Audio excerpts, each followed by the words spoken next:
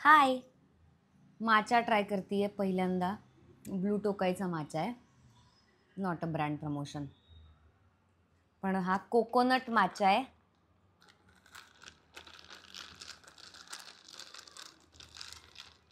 प्यायला पाहिजे एवढं फॅन्सी वगैरे.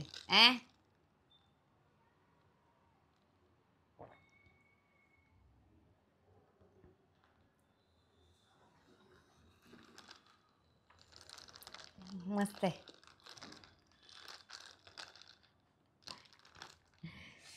ॲक्च्युली वरची जी अशी पावडर टाईप जे काही दिसतंय ते नुसतं प्यायलं तर ते जरा बरं लागतंय. पण तो फक्त फोम आहे आणि खाली नारळ पाणी घालून दिल्यासारखं वाटतंय. आणि किती रुपयाचं आहे बोल की? हां,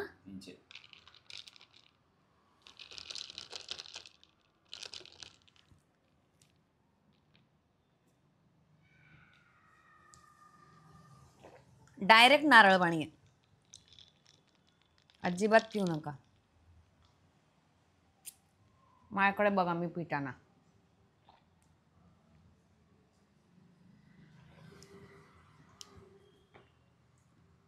मला वाटतं ब्लू टोकायचं जरा त्यातल्या त्यात बरं असेल. आय डोंट नो ब्रँडची नावं घ्यायला पाहिजे की नाही, पण मला वाटतं ब्लू टोकायचं त्यातल्या त्यात जरा बरं आहे.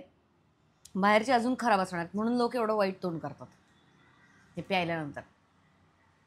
Not very good. गप. 80 रुपयाचं आता 80ला झालं आहे ना. 70 रुपयाचं नारळ पाणी प्या जाऊन. नको माचा बिचा काहीतरी. Okay bye. Honest review. तिकडे कशाला दाखवतो भांडी माझ्या घरातली? काय बघू नका.